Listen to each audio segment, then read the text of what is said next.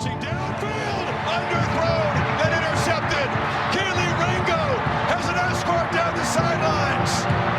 Heartbreak, longing, despair, letdown, choke. These are words Atlanta sports fans are all too used to hearing. Until now. Dansby throws to first base. Is this happening? No more negative expectations. No more playing the victim. No more fair weather freeloaders. No more. 38-yard field goal by Morton Anderson. The hold, the kick, it's on the way, it's up and going. The Falcons are going to the Super Bowl. The Falcons are going to the Super Bowl. From the Mesmerized Studios in Woodstock, Georgia, Believe Entertainment proudly presents Believe in Atlanta Sports with your hosts, Robert Taylor and the Commissioner, Mark Rich.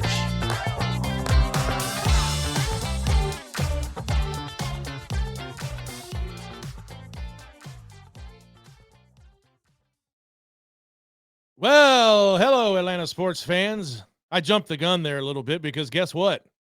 We're back on the airwaves, and not just the radio airwaves. We're on TV, YouTube. I don't know what do you call it these days. We're not on TV, but we're on YouTube, social media. What do you call it? I don't know. We just out there. We're just out there, but it's exciting because we talked about it for months last year. And we said we're going to have another camera and some great production and restream. And we did, and we played with it. And, you know, adulting happens. And the fine folks at Mesmerized Media, which you see at the bottom of your screen right now, if you're watching, man, they had, you know, they're moving into a bigger studio and business was rolling. It's still rolling, I believe. And our friend Jared Adams is over here in the corner today because we have a command center in here now. It's an entire corner with a camera and he can switch the angles, and we've got our roadcaster over there. We got it all. Now we're just kind of still in the lab figuring out what we're going to do as far as graphics are concerned. And, you know, we broke down some of the stuff and took it home over the break because we weren't sure, you know, what we were going to do, but we're going to get things back going. And we got studio lights, bright lights, big city, and it's good to be back. It feels good to finally get things going. I never lost faith, but I was just wondering, you know, when we're going to be able to get everything fired back up. And lo and behold, we finally lit a fire under our asses, and here we are. Back in action. And 11, that's the number for this show. 11 days until we report to spring training. I say we like I'm going, but I'm not. I said I was. We had grand visions of taking the Believe Atlanta Sports train down to spring training, but if you listen to the last episode, I started a new job and I have zero time to request off. I could do some unpaid leave. Maybe I'll look into it. But more importantly, Braves are gearing up for another championship run. But I have an important message right now for everyone watching. I'm going to look right here. I have an important message for all of you in Braves country. Maybe not all of you, but the ones you know who you are. This message is for you. Patience. Everybody's got their panties in a bunch about the shortstop position in Vaughn Grissom. Listen, Ron Washington, who, hey, man, the guy's been in baseball since the world was flat. Probably 50 years or more, the guy's been in baseball. He lumped Vaughn Grissom in with some pretty impressive shortstop names recently. He was on Twitter, I think, with some of the 92.9 guys. I don't remember, but I watched or listened to the whole thing, and he says, we're going to be okay. And Vaughn Grissom has all the tools and the talent and the makings of a major league shortstop, and not just any major league shortstop, a very good one. But the word he said was patience. You got to be patient. This kid is 20? He can't even have a beer yet legally. Patience. Let him develop. Let him get some time in under his belt, because a lot of you Atlanta fans right now, if on opening day he doesn't hit 3 home runs and get 17,000 RBIs and have 9 stolen bases, you're going to say he's a washout and we need to get rid of him and trade him immediately, because that's what we do in Atlanta. We set unreal expectations for our players, and when they don't meet them, we just throw them out with the garbage. So If Ron Washington says we're going to be just fine, we're going to be just fine. I don't think I caught any of those things that you just said because you told me the world was flat. Well, I mean, some people believe the world is flat. I am not a flat earther, but but when Ron Washington started out in baseball, the world was flat. Then it took form, it took shape. I'm just saying, Ron Washington is who he is. Oh, yeah, no. And I'm not going to listen to the guy taking my money at the QT for the Mountain Dews you bring. You know what I mean? I'm just saying, if trust in Ron. Oh, and Trust in the I process. don't think Ron's gonna bullshit you either. I don't think Ron's gonna be out there co-signing Vaughn Grissom if he doesn't think that Vaughn Grissom can handle business. Exactly. And he believes now that Grissom is good enough to, with the other strengths we have, he's like, shortstop's not going to be a weakness, but what the word we use a lot is serviceable. He's serviceable right now. And again, I said this last show, if you look on social media and compare him and Dansby's numbers through the first, little bit, they're pretty close. They're pretty close. They're not far off. So I'm just saying, guys, don't go in there expecting to get, Cal Ripken, or whoever, Alex Correa, whoever you want to talk about. Don't expect him to come out and win Rookie of the Year and MVP honors and carry the team. Cautious optimism. We preach it all the time. That's the only message I got, and it's going to be fun. Man, I'm just excited. I'm beyond excited. This is my sport. This is my time. The warm weather's coming back. Baseball's coming back. Nights down at the Battery. I couldn't be more ready. And I do have to give a shout out right now because we have a new member of Brace Country. Good friend of mine, CJ Broom, and his lovely wife, Christina, welcomed a baby girl the other night at about 11:45. Mackenzie, she's here, and she is already a Braves fan. She's a Dogs fan. I don't think they're Falcons folks around the Broom household, but I could be wrong. Long story short, we have a new member of the fan base, and we're going to raise her up right to not be the queen of the hot takes or anything else. No. But I guess real quick we could talk about question marks for the Braves. Not a lot, really. They bolstered their bullpen up pretty good. I would say maybe left field and DH is really, you could talk about Mike Soroka. What's he going to do? Is he going to be that same dominant guy? But as far as everything we know, he's healthy. He's coming into spring training, full head of steam, no limitations. He's ready to go. The other one is Ian Anderson. He was nothing short of spectacular on the World Series run. He gets sent down last year. We've talked about it till we're blue in the face. The third pitch he needs to develop, but he's got the stuff. Is he going to bounce back? And if those two guys bounce back, then we're going to have a question of what do we do with all these arms? Do we make some trades or what? In left field, we got Ozuna, Rosario, a couple other knockaround guys. A Jordan Ludlow, who's got a rocket for an arm, and he blows up left-handed pitching, so that's good. But you look around the diamond, and you don't see a lot of holes. Nope. You got Albies, you got Olsen, you got Austin Riley, you got Sean Murphy, who is one of the best catchers, and he's inked up. You got Acuna, which now everyone is projecting after the Venezuelan league that he's same as Soroka. He's healthy, he's back, and they're predicting him to have a monster year. They're saying he's going to come back and go on a tear. Michael Harris, maybe a little question, not his defense. The plate, pitchers are they've got tape on him now. They got film. There's enough, data there to kind of start making some adjustments to how they approach him at the plate. Will he make those adjustments? I think he does. And, outside of that, man, it's just going to be fun to see what shakes out. There's moves could be made during spring training. Guys are going to get cut. You might have a couple of those young guys that, there's always those standouts that have a pretty strong spring and they don't quite make the team. So nothing but good things to look forward to. And hopefully with their bloated payroll and their two 40-year-old pitchers that are making what? Like 185 million between them or something stupid like that. A lot of money. Hopefully we get to watch the annual Metting again, the old Met flop. That'll be fun to watch. I don't even want to watch them flop. I just don't want it to be a thing. I just want it to stop being a thing. I mean, the Mets are going to be there. They definitely are, or maybe they won't. Baseball's a funny sport. They got a whole lot of money, but they got a whole lot of personality under that roof too. When you get a lot of high price talent under one roof, it's about chemistry. Everybody, I don't know why the Mets did this. You think they would learn from the past, or at least from their neighbors across town, the Yankees. You can't just throw money at a problem in baseball. You can throw money at it, but how often does it really work for you? Very rarely. Yeah, in basketball, you can buy yourself a championship. Would you agree? If you want one, you can buy one. In basketball? Yeah. I mean, you can sign, if you got some money and trade capital, you can make the moves, or you get one superstar and he calls all his friends and says, "Hey, come play for Team X." You can assemble some dream teams if you want. Sure. But I don't think you can buy a title in baseball. One could argue the Marlins did it back in '97, and then they had that fire sale. But I just think these days, I don't think it's possible because everybody with their own egos and whatnot. If you got you can have a $300 million payroll with all the stars in the world, but if they don't mesh well as a team, if they don't have that chemistry, if they don't gel, you're not going anywhere. You're just going to have a bunch of guys driving Bentleys around and losing. Yeah.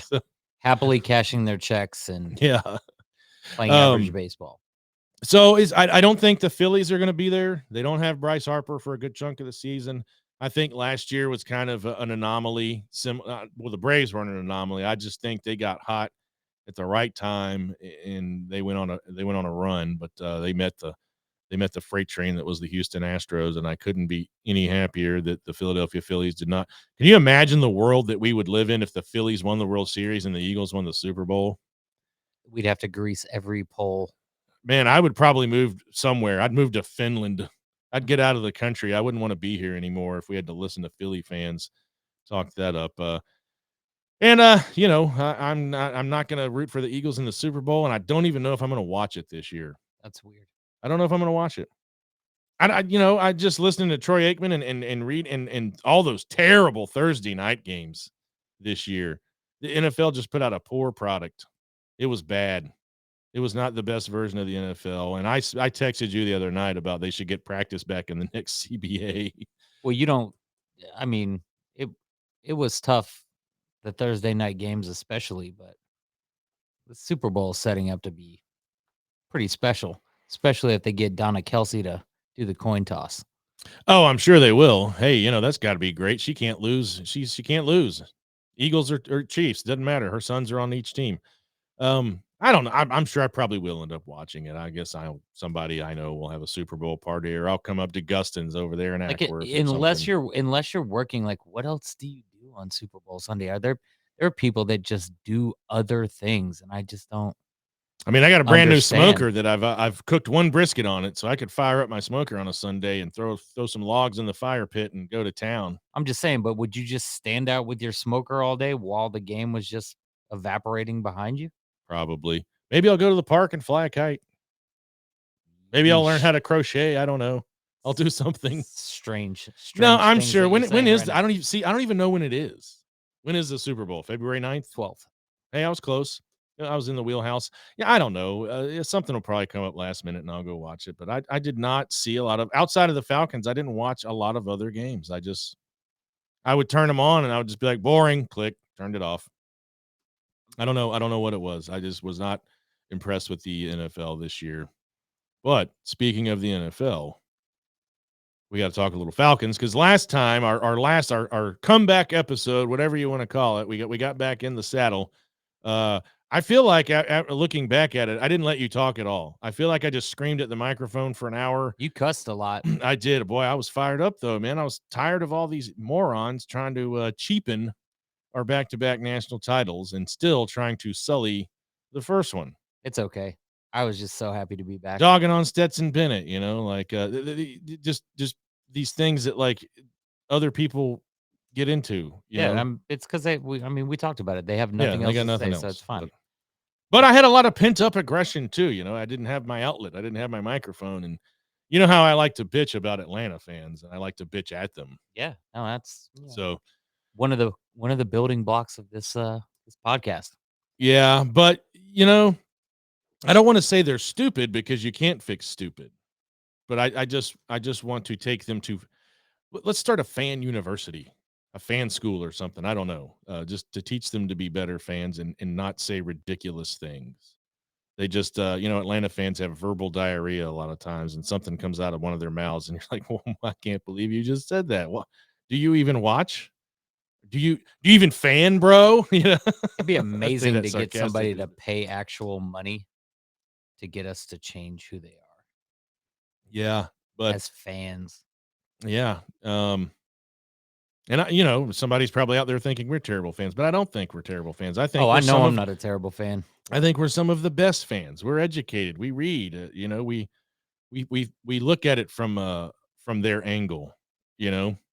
I mean, Uh, I think what it boils down to is you just and as much as you love it, you just have to have an open mind. Just like with almost everything, you just can't. You there's not one right answer, especially with sports, and you have to let things unfold. Like there's yes. always choosing the nuclear option is just it's the way people go right now. And if you don't agree with somebody's opinion, then you're dumb. So that's where we are in sports, and we keep coming back to that because I think that's the problem. It's like and now the Falcons fan base it feels like it's split down the middle with the people that want to play prepare and move, continue the rebuild and build for the future so we have a solid foundation. And then you got the other half who think the only way the Falcons are going to succeed is if we trade for Lamar Jackson. Yeah, I would rather take our time and maybe win a couple of titles. Look at Georgia. Everybody wanted Kirby Smart to come in and immediately win, but what did it take him? 6 seasons? Man, but it's so sweet. Took him a few years. It's so sweet because now every year following you and I seem to keep coming back to this one, but it's that Alabama feel where every year you're like, "Oh yeah, we're going to be in the mix." Yeah, no doubt, no doubt. Georgia's going to be there for a long time, a long time. The table is set, and we talked about that last episode. We talk about it a lot. The table is set for Georgia to be a dynasty for a long time. But let's get into the Falcons. I know you got a lot of stuff. I know the draft is coming up in April. I'm going to ask you who you want. We'll go first and second round. I'm going to ask you who you want, and we're going to talk about. I don't know. I mean, just go off about Lamar Jackson for a minute. I know we touched on it last episode. You know how I feel. I'm like, hey, 4 games isn't enough. We got to give Ritter a fair shake. We don't mortgage the future because we can't win with Lamar Jackson right now. I don't think we could win with Lamar Jackson and the $56 million that we have to spend. Well, I just don't. For me, I don't see what he could do on this Falcons team that he couldn't do on that Ravens team with an established defense. And some people will say, "Oh, well, everybody thinks the Ravens just have a good defense because they had a good defense for so long." The Ravens have a consistently great defense. They consistently draft well. Ozzie Newsome knows what he's doing. It just always is what it is. And if Lamar couldn't put it together there, what makes you think coming to Atlanta where you're pretty depleted at a lot of positions and you have Drake London and you have Pitts, you have young weapons that are going to continue to get better, hopefully. You have an emerging running back in Tyler Algier, and you have a little bit of money to spend. But if you go and get Lamar right now, because you have to trade for him, this isn't just a random quarterback floating around on the trash heap that you're like, oh, I think we'll take you for next season. Yeah, he's not a free agent. You have to. They're going to at the very least franchise tag him. Yeah, At the very least, that's what they're going to have to do. And then you're going to have to trade for him. And I believe the last time I cared enough to look to see what they were talking about Lamar Jackson, the trade involved 3 first-round draft picks and Kyle Pitts. and you know I what that stopped. does? And you know what that would do? Mortgages your future. Yes. And we watch the Ravens win a Super Bowl, and we have Lamar Jackson, and we have nothing. Sure. That's what would happen. If you gave the Baltimore Ravens 3 first-round picks and Kyle Pitts. Yeah. Imagine then whoever gets to be a quarterback, now you have Mark Andrews and Kyle Pitts out there. Yeah. But it's just, do I hate the idea of Lamar Jackson being on the Falcons? No. It's a common misconception because I don't want to mortgage our future for him, that I don't think he's a good player. Not at all. I think Lamar Jackson's awesome. In a perfect world, I'd love for him to be our quarterback. It's not a perfect world. We just are peeking our heads up out of this rebuild. The rebuild toilet. Right. Like literally, we are the turtle head poking back out. Yeah. But so it's so crazy to me just to listen to all these people, so many people that just think this is the only way. One guy literally just kept talking about, well, if we get Lamar, then all these veterans players will come for a discount, veteran minimum discount for us just to play with Lamar so they can win. He ain't that good. But I'm like, okay, maybe a few people signed in Baltimore, but that's also like a traditionally good defense. So you got defensive players that would love to go play defense for the Ravens. They would love to do that. And then you got some offensive players that, sure, if Lamar Jackson's a great guy, but he's not a chuck the ball all over the field kind of guy. Yeah. That's not what it is. Well, it would be different too if the Falcons were this prepackaged item on the shelf, and we had the O-line and the defense, and we had all the pieces in place, and it was like, hey, Atlanta Falcons, Super Bowl champions, just add Lamar Jackson. Right. But we're not there. No. There's so many other holes we need to fill. We can go all the way back to the beginning of last season. I am on record saying that I really hope that we start Ritter game 1 and find out what we have in him. And you know what? If we find out we don't have anything and lose all those games, great. We'll be in a good position to pick his replacement. Now, we do have to say some things that could happen. It's been mentioned before. It was mentioned last season, and it could happen. I'm not saying it will, but Aaron Rodgers to the Falcons. No. I'm just saying it's been whispered. No. I don't want him here, but it's been whispered. No, I mean, Derek Carr to the Falcons.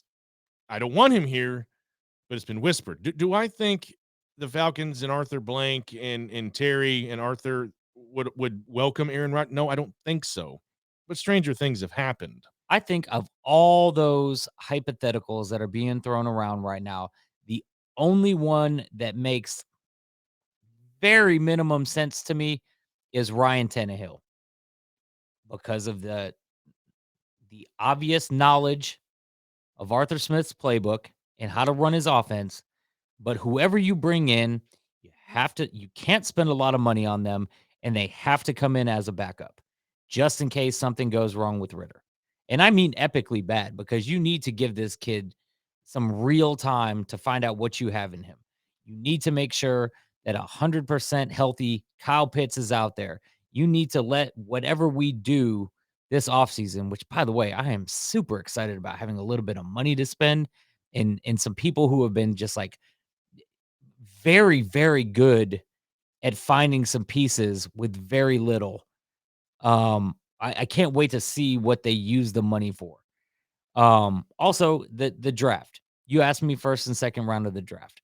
Second round, I don't know. It's essentially predicated on who falls in the first, right? So if they're going to go by best player available, which I sincerely hope that they're still doing, you have to imagine if you stay put at the 8th pick, the three quarterbacks, Levis, Bryce Young, and CJ Stroud, are all going to be gone. Probably, would you say top at least top 20 picks? They'll all be gone by the 20th pick of the first round. The three of them will be gone by the 8th pick. Okay, you think they're all three going to go in the top 10? I don't know. I sincerely believe that they will, and whether that means people trade or move up or something like that, I don't even think it. I honestly hope. I hope so much that they're all gone by the 8th pick, because I don't want to draft another quarterback, because there's so much more we need. Um, but you got to imagine Carter and Anderson are going to be gone, and then you have 4 or 5 different players. You got the Penn State um, offensive tackle Skoronsky, I believe his name is. I'm also super huge on Paris Johnson, tackle from Ohio State. Um, Tyree Wilson and Miles Murphy. Those are the 2 that the Falcons should probably be paying the most attention to, because those are probably your 2 best edge rushers in the draft. And in all, I when I first heard Miles Murphy's name, I had to go back and watch a little bit on him because I didn't watch any Clemson football. But all that popped in my head was, oh, cool, Vic Beasley. Yeah, we hadn't had a lot of luck with Clemson defensive players. Well, we have in Grady, but yeah, like, but and we've had AJ Terrell, but we have not. Well, the problem is we went and took the guy that Grady Jarrett made look better. So, I mean, you look at the same thing right now. Brian Breesy, defensive tackle for Clemson, is projected to go top 10, and then you also have Miles Murphy. All inclinations say that Miles Murphy is the real deal, though. It's not just he's not going to just come in and show out at the combine and everybody's going to drool over it. Like, he's already projected to be who he is ahead of all this. So ideally, I'd like one of those 2 guys. I also really like Joey Porter Jr., cornerback. So we all know about his old man. Oh yeah, yeah, solid as they come. Yeah. Excuse me. I really, really, really would love to see us try to prioritize edge rush. I want that more than anything. I want we have not it, and I would even go as far as to say it's not even about what you want. No. But we I mean, need it. But I'm so saying bad. So if those 2 guys somehow, if Wilson's gone, if Murphy goes and Anderson's gone prior to your pick, then you have some thinking to do. And I think maybe you feel like Joey Porter Jr. is going to be the guy. You want to get the best corner in the draft, and then swing back around and grab your edge rusher in the 2nd round or something. I know that's what they're prioritizing. I'm saying I'd love to nail it in the 1st round. I'd love to get somebody that is just a no-brainer. But it's always going to be a guessing game for us when it comes to that, because we just are consistently right past the line where you think you have a beat on everybody up to the 7th pick, and then the 8th pick is like, all right, like, it's a crapshoot now. And it literally leaves you. I mean, you could go offensive line and be warranted. You could go edge rush. You could be warranted. You'd go cornerback. But if they're truly going best player available, I think they have to say that they're going best player available minus the quarterback position. I think that should be what they're doing. Again, they're pretty tight-lipped about that stuff too. And from what you read and what you see, you don't think as of right now that that's what they're thinking to go quarterback. So I'm just really, all the mocks leave us with edge rusher or a cornerback in one way, shape, or form. But having somebody to set the edge is one of the biggest keys to unlock the door for the Falcons to get back into the playoffs and compete for a championship. Now, here's the reason why I don't work for the Atlanta Falcons and I'm not in charge of this, because if somehow by some miracle Will Levis was at 8, I'd love that guy. I'm telling you, I watched Kentucky football this year and he was hurt and he was still fucking good. I just think he has the makeup. I think he has the mental toughness, the mental acuity, the arm strength, everything. I think he's going to be the next elite premier quarterback, up there with Mahomes and you get a Josh Allen vibe from him. Yeah, I think he's going to be very good in the NFL. I just think he's built for it. I just think he's going to be successful, and I just see him in a Falcons uniform. But that's awesome. Seriously, I wish I had somebody that, because it's feasible that Levis makes it, depending on literally it depends on what happens. Are Are the Bears really looking to trade back and they're going to stick with Justin Fields? Yeah. That's what they're saying, but like we don't know that. We don't know that for certain yet. I mean, My worst nightmare is Fields gets traded to the Falcons. Like, I don't want him here either. yeah, but again, you would have to pay a lot for that trade too. A lot. Yeah, you would, and I don't think it's going to happen. But the only thing that I don't want the Falcons to take a quarterback is what would that do to Desmond Ritter? Now, I get it. It was a third round. It was, hey, we'll take this guy. We'll coach him up. If he works out, great. If not, we didn't lose too much. We didn't give up too much. What? But for a guy that started the last 4 games and Arthur Smith likes and coming into the new season and they draft another one, you got to wonder, would you maybe lose him a little bit? Or is he that type of a competitor to go, okay, all right, Atlanta. It's the things that they said about him all last year. Arthur Smith, mentally he's ahead of the curve. Mentally, he's picking up things way faster than I'm accustomed to a young man doing. Like the things that he was saying, he didn't say, "I can't wait to get him out there. He's got this." He just said, like what he saw was that the kid is smart. He picked up the playbook. He understands what's going on. He needs NFL game experience. Yeah, what I would like to see happen is maybe Tannehill does come here and he understands that, Ryan, you're holding the I'm clipboard. gonna pay you millions of dollars to help make this kid amazing. Yeah, that, and Aaron Rodgers wouldn't do that. And I know I don't He'd get him hooked on peyote. Yeah, right, in ayahuasca. I would be stunned, like floored, if I woke up to news of Aaron Rodgers coming to the Falcons if they made that happen. Man, but if you he would comes see me here on the news, bro. because I know Jordan Love has said in Green Bay that Aaron Rodgers has done quite well coaching and being a leader and supportive of him and all that. Over 8 years, sure. Yeah, but if Aaron Rodgers comes to Atlanta, he ain't coming to hold a clipboard and coach up Desmond Ritter. He's coming to play. Right. So that's why I just for the strip clubs. I want to go find some. Yeah, there's not very many left here though. If you think about it, like a lot of the good ones are gone. Well, that just means all the talent gets flooded to the other ones. Maybe. I haven't been to a strip club in a while. Maybe we'll go to one this year. Maybe we'll go after. If we go before the Falcons game, we're going to see the C team. We got to go at night when the. But I'm saying, but now since there's so many less, the B team's somebody else's A team. Yeah.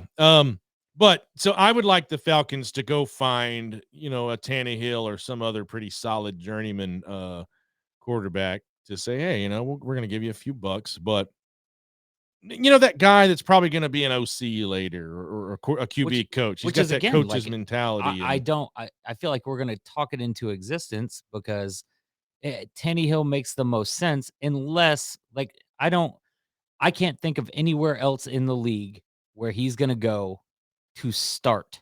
Yeah. Literally nowhere. But I feel like the Falcons job where you're comfortable with the head coach and the offensive scheme. And if the young guy blows it, you're right there to take his spot. Like there couldn't be a better scenario for that guy. Yeah. Not that I know of, unless he stays put. Like that's literally it. Let's talk Fitzmagic out of retirement. It may not go well, but it sure would be fun. He's a funny guy, man. He's a character. We just use him to do analytics. He's really smart. Yeah. So the one thing we obviously didn't talk about last show and we need to get into today is our DC. We have a new one. His name is Ryan Nielsen. Played at USC, started on the D line. He turned down the LSU job in 2021, said no thanks. Did he? Yeah, he spent some time with Ed Orgeron at Ole Miss. He didn't turn that job down.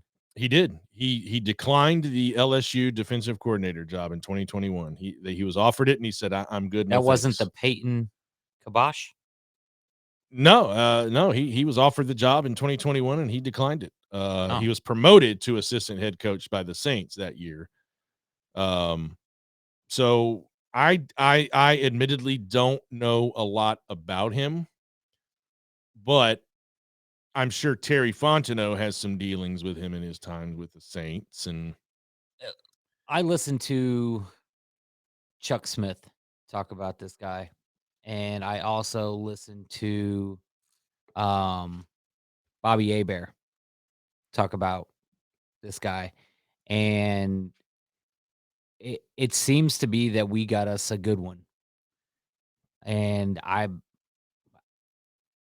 guess over the last 4 years or so, the Steelers and the Saints lead the league in sacks, and Yeah. it's partly from when this guy showed up.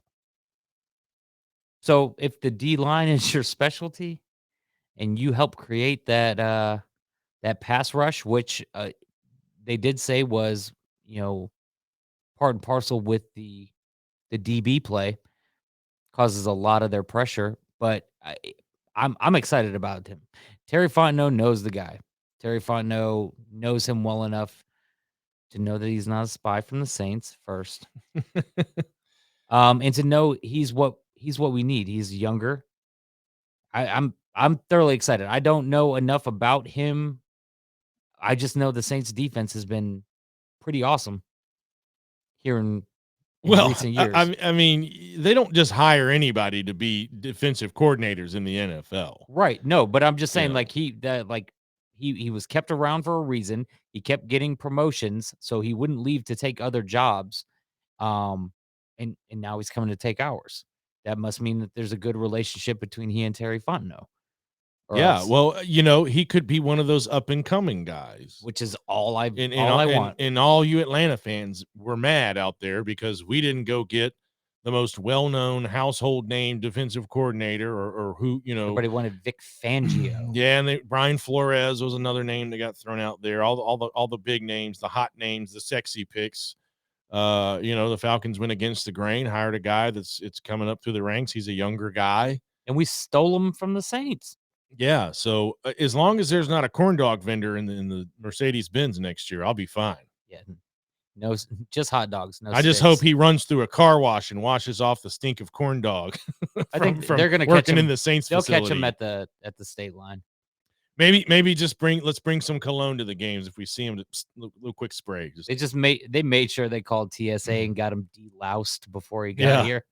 They got the corn dog smell up, but yeah, I'm fine with it. I did a little reading on him, and but again, we are one of those fans that go, hey, they're paid very well to do their job. They work for the Falcons.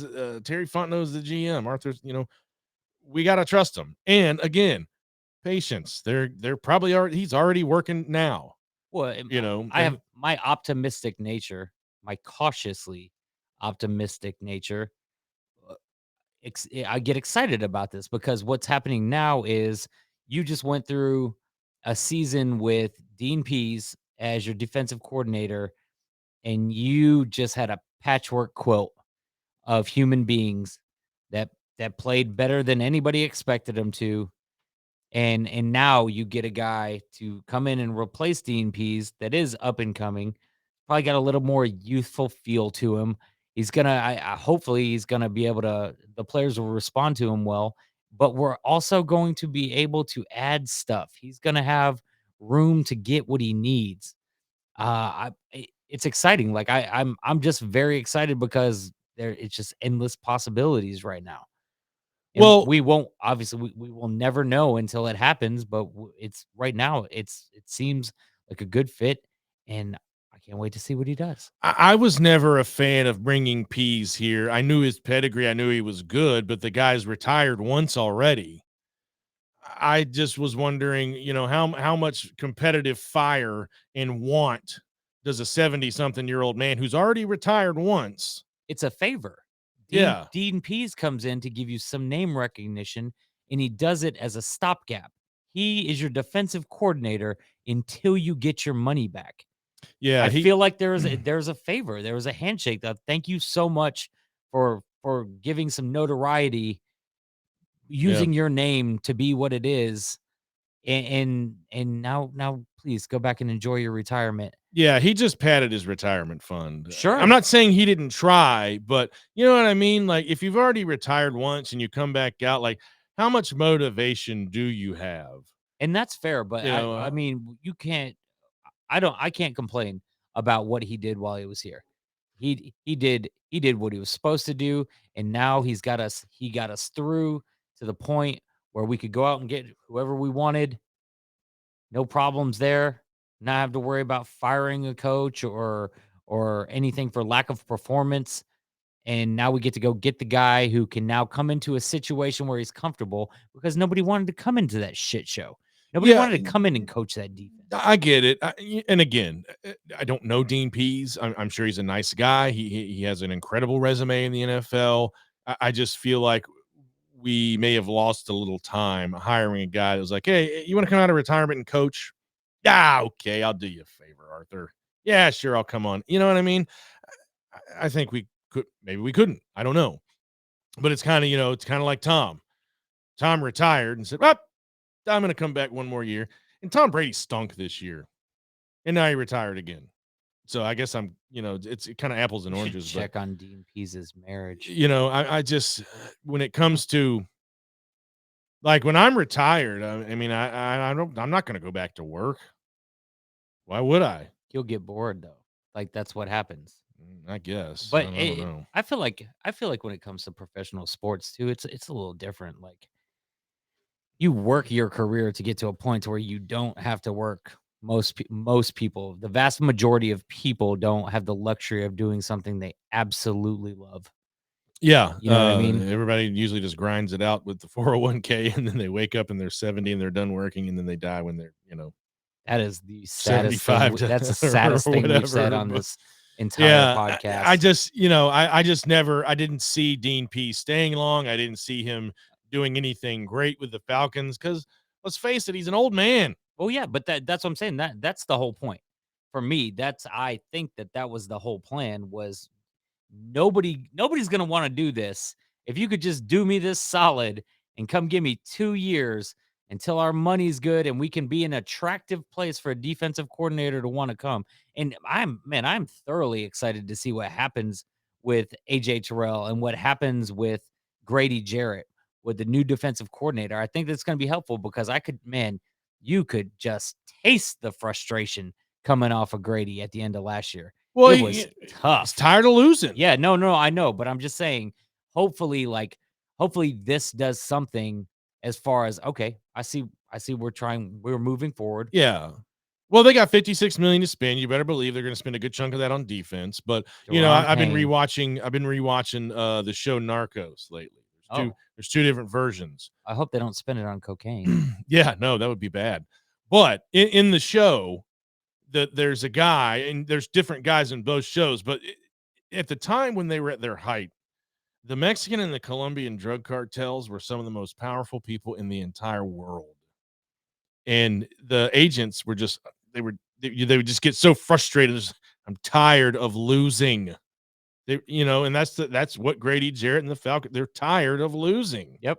They're absolutely fed up with it because in some ways the Falcons have underachieved, but in other ways they just haven't had the right pieces because of the salary cap debacle that Dimitrov put us in. But I think coming into this season, if we can find a strong, veteran backup to put in place to work with Ritter and polish him up some more and bring him along and spend some money on the defense, I really think we could see a Falcons team that the LA game against the Rams and some of these, the Saints game and these other games that we were there tooth and nail and we fought hard, swing the other way. And we see a 10 or 11 win Falcons team next year. We thought we were going to get it this year, but injuries and just whatnot didn't make it happen. So this will just be like a year 2 of what I thought was going to happen last year.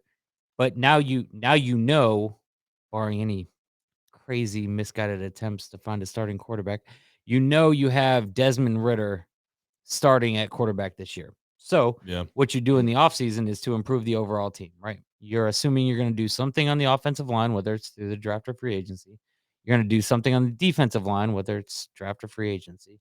And then you're going to plug holes and bring in veteran leadership on this pretty young team. Yeah. And like we said before, those 7 games that you lost by, a score or less, 10 points or less, like if you flip half of those, You could easily win the NFC South. Dude, I'm going to go ahead and say it now. I think with the Panthers and their struggles and the Saints and Tampa Bay with their struggles, and I think Tampa Bay is going to be even worse next year. I don't think the Panthers are going to be good. I think the Panthers are going to be the one team that we're going to have to like somewhat worry about. Okay. I more so than the other two. Like but again. As the season gets closer, we'll have that debate. But I'm going to go ahead and throw it out there and say the South is, if the Falcons make the right moves in the draft and with the money they have to spend, it's theirs to lose. Sure.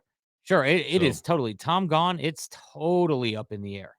Yeah. And not to mention they keep mocking and who knows what's going to happen. Is they're just people's guesses, but they keep mocking Anthony Richardson from Florida to the Panthers.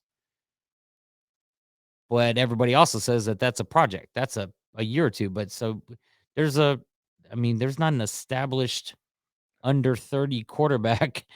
I've seen Falcons fans saying they want Anthony Richardson here, and I don't know why, but whatever. We're not talking about that. He's fast. Yeah. I mean, honestly, he's got all the tools. Somebody said it perfect. They said Anthony Richardson was a guy that from play to play could go from being the best player to the worst player on the field. Exactly. On any given play. And that's difficult. And then to try to get your feet underneath you in the NFL, man, it's going to be tough. But either way, he could turn out to be absolutely amazing. I'm going to go ahead and say he's not going to and just leave it at that. If I had to put money on it, I would guess no. But I'm going to go ahead and say that C.J. Stroud is not going to be an overly successful NFL quarterback. I'm going to go ahead and say that Bryce Young is not going to be an overly successful quarterback. I'm not sold on a lot of these guys. It's Will Levis time. I'm just saying, I just think the level of quarterback play has declined over the years in the NFL and college. I don't think we're seeing as many top flight guys come out and perform. I honestly, the NFL used to be littered with just amazing quarterbacks. Well, yeah, I don't. Well, the games completely change in that respect. But I honestly think so.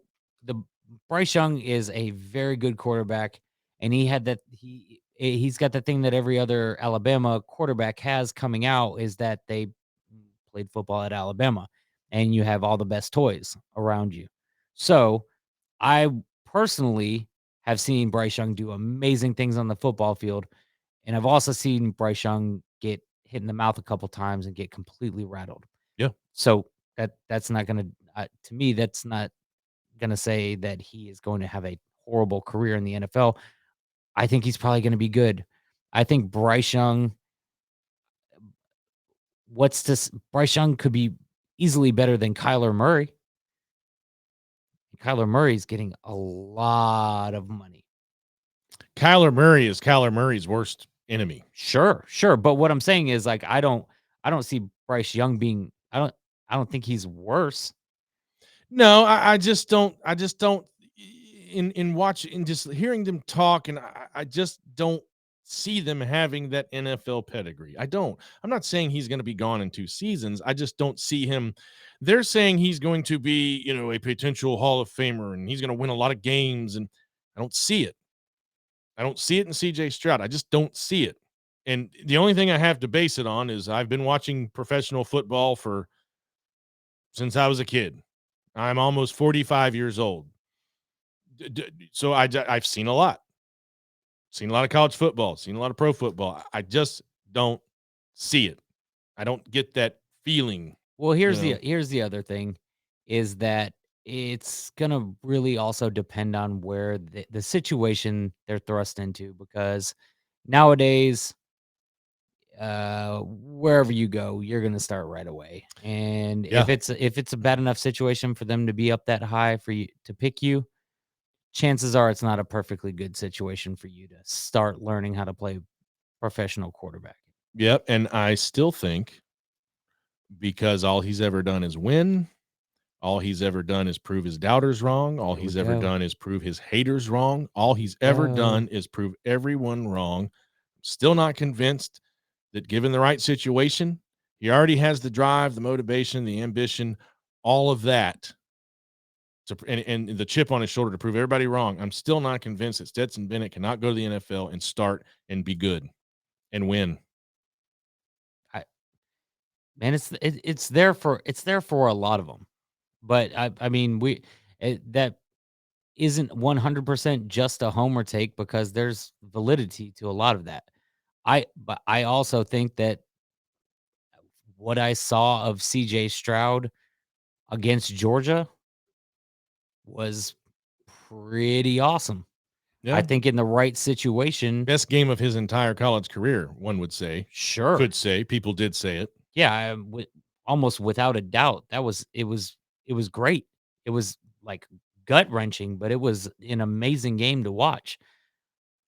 But man, right situation. I think that plays a big part now because in who knows, maybe Ritter's better than everybody thinks he was going to be because he came in the last 4 games because he had a whole season to learn. Well, Like we won't know till we see it next year or this coming season, but it's man, I think it's all about the situation. He came in for the last 4 games with a Falcons team with no Kyle Pitts.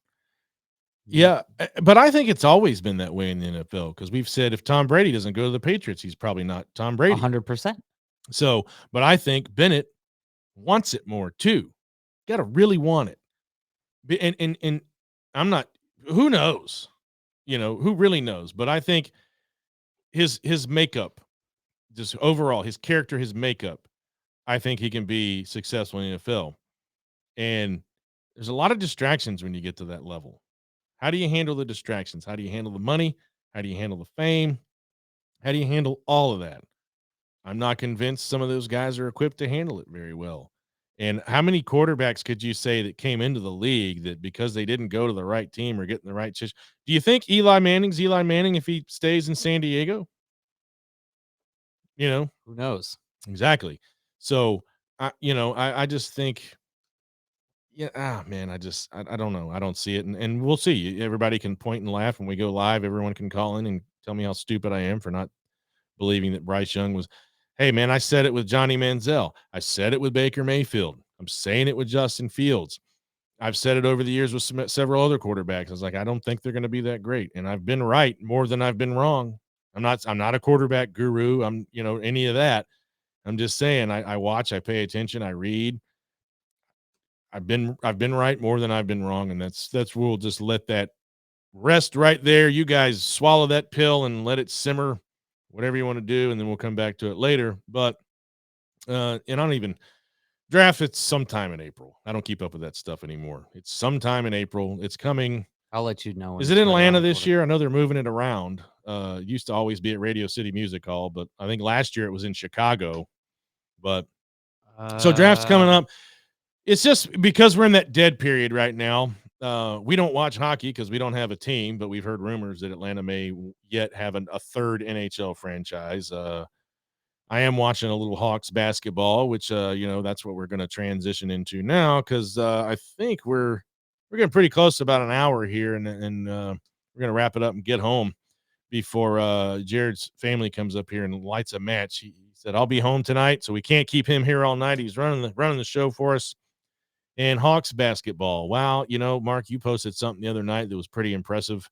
It's like they've scored 6,047 points, but they've also given up 6,047 points, and they're 9-9 against the West or what. It was just crazy. Dead middle. Yeah. We got a game tonight. Hopefully we'll pop up on the above 500. And our good friend, Mr. Bo Johnson, who works in the Atlanta sports scene, kind of posted a thing about the Hawks, and was it time to shake it up?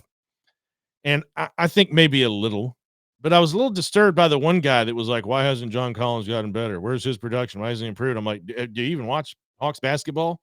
I know what he's saying, though. I did see that guy's comment, and I was like, man, so man,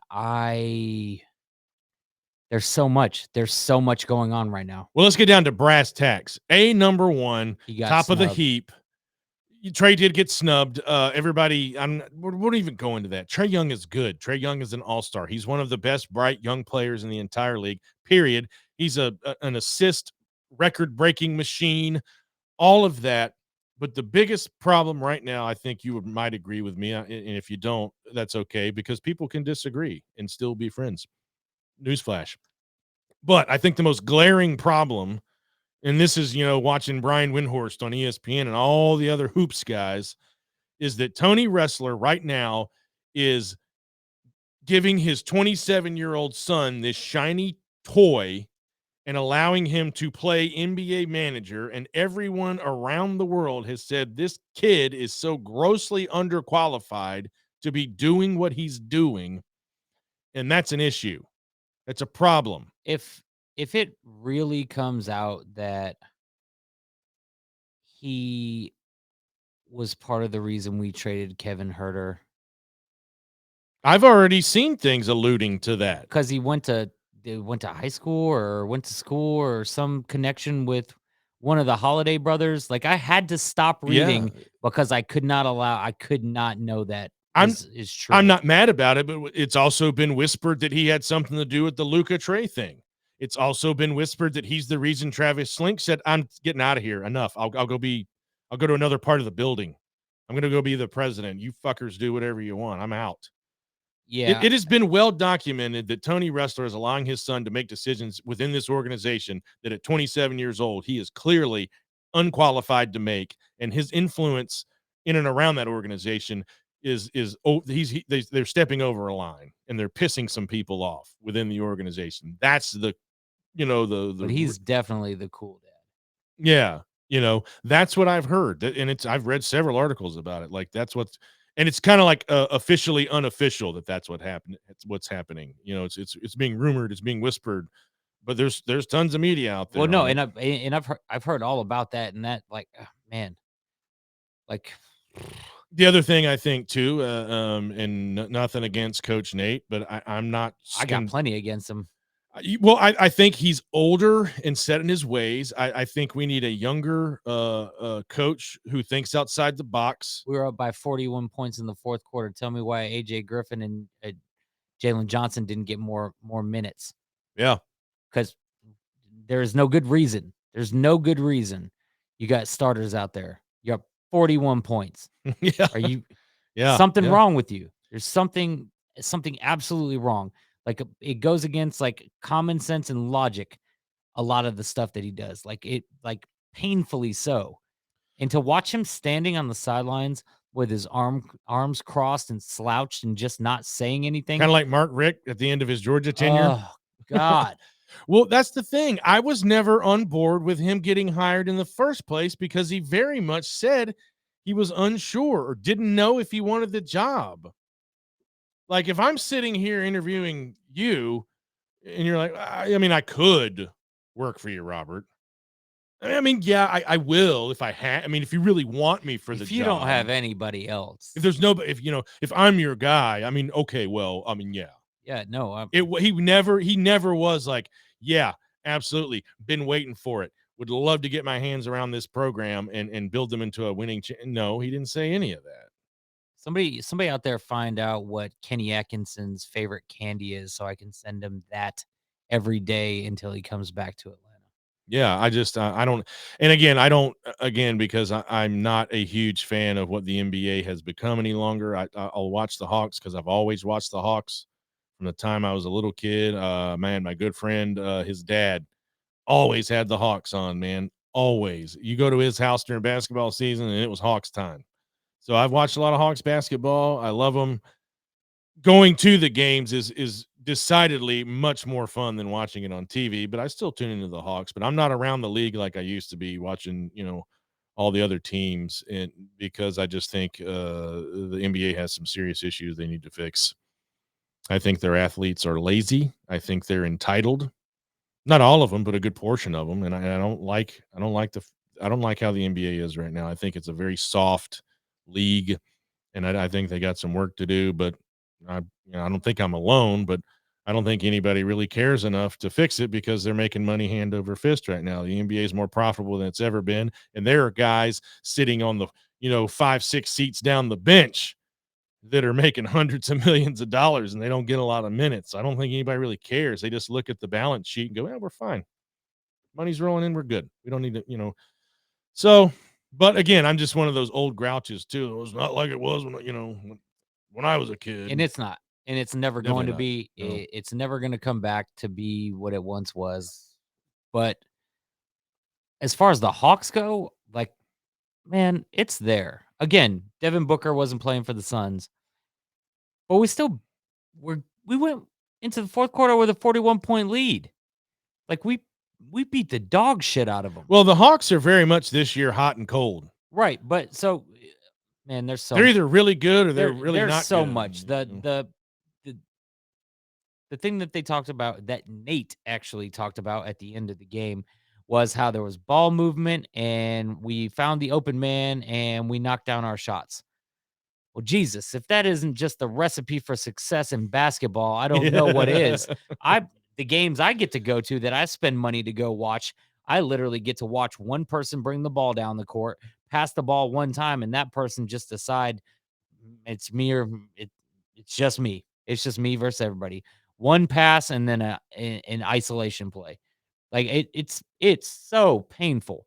And I feel like some days they're just like, all right, Nate, we're just gonna go play basketball today. So like you just stay over there with your arms crossed. We're gonna go win a game real quick to spite you. Yeah, I don't see him being here next season. I truly hope it's him. Like at this juncture, I need Nate to be the problem. Because if it's not him, then that's another can of worms, man. I hope it's got to be for my sanity. It's got to be Nate. I think it's a big combination of Nate McMillan and front office shenanigans. I really do. From what I've read and what I've seen, the talent's on the floor, dude. You 100%. Know it just as well as I do. So someone somewhere is not, and it falls on the head coach and his staff. They're not utilizing the Hawks and they're not playing to everyone's strengths right now. And I think when there's things going on that may or may not be going on in the front office, when there's unrest there, and then when there's maybe some unrest with the coaching staff and Trey and Nate's relationship doesn't seem to be, all peaches and cream, that creates friction. And where there's friction, there's a little drama. When there's drama, it disrupts the chemistry. I don't think the Hawks are having fun playing basketball right now. They're playing because, hey, they make a ton of money and they got to get out there and play. But I don't think they're truly enjoying playing basketball right now as the Atlanta Hawks together as a team. They look like they were having fun when they were beating the hell out of the Suns, but that's few and far between. You don't see. I haven't seen that a lot this season. I can't wait to see tonight to see what happens. But Utah's a tough team, but who knows? Who really knows? For my own personal sanity, I hope Nate was the problem. I hope we get a new coach so we can find out, because unless you want to completely disrupt literally everything, otherwise, if it's just a player situation, if Trey is the problem, how terrible is that for the Atlanta Hawks? I don't think Trey is the problem. I don't either. But what I'm saying, if it's not the coach and it is him, if he's the one that is causing all this stuff, then like, man, that's gonna hurt. That's gonna stink. Yeah. No, I don't think it is, and I know you don't either. I think it is Nate McMillan. I think the game has passed him by. I think he's very set in his ways of, here's how I'm going to coach my team, and this is how I'm going to coach my team, and he's unwilling to change. And I think in today's NBA landscape, you got to be a little bit like a chameleon, and you got to change and adapt and adjust. And I still to your strengths. Yeah. And I just still think he coaches the game in a way that's no longer impactful.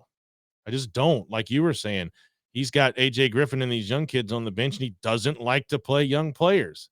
Like if you're up 41 points, shit, man, put the water boy in. There's no reason. Get the kids that mop up the sweat. Throw them a jersey. Get in there, guys. We're up by 41. What's the worst? Yeah, you look at your depth chart, and person 1 through 7 should not see the court again. Yeah. Yeah, 100%. So I think we need a younger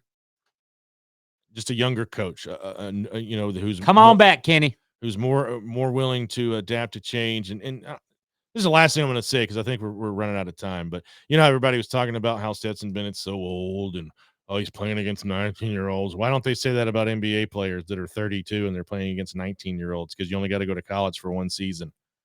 Yeah, Aren't they saying about the LeBron? Of course, LeBron's good at 38. He plays against children. It's like me going to this, the playground at the middle school and dunking on everybody. Is that allowed? Why don't we hear all that? Why don't we hear that? Because it's true. If age is really a factor, then all these guys that are in their late 20s and early 30s in the NBA that are dominating, it's because they're playing children. What's the average age of an NBA player these days? About 22 years old, I think. Maybe even 21. They're pretty young. So anyway, that's just a little aside. But hey, man, you know what? We're back.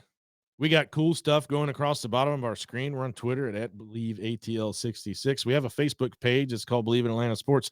Looks just like this here if you go look for it. We're getting a little more active on there. I've been messing around on Twitter a lot lately because we haven't been on the air. But hey, good news is we're back.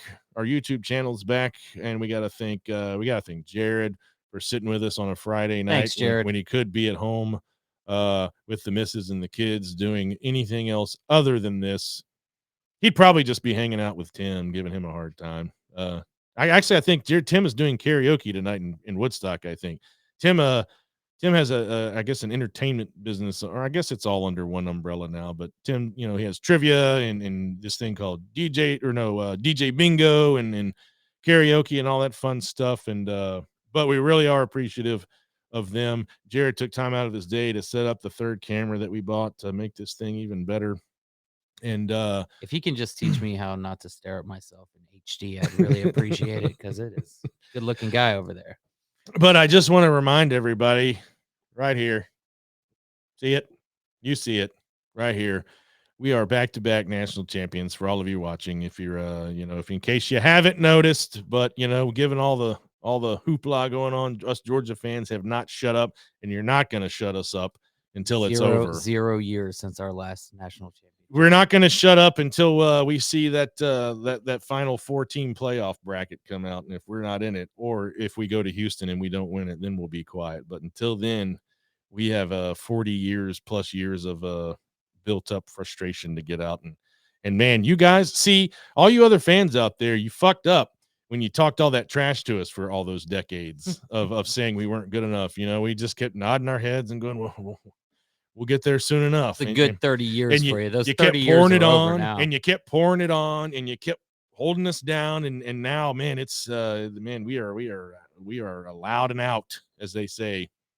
But man, we are glad to be back, and we hope you're still hanging out. We hope you're still watching. We hope you're still following along, because things don't always happen like you want. But we're back in the saddle, and we're going to be coming at you pretty soon with some live stuff. Going live. We got to figure out how you can call in and all that fun stuff. But until then, we will see you very, very soon. Have a great weekend, Atlanta. We love you. Come back and see us again. Do you believe?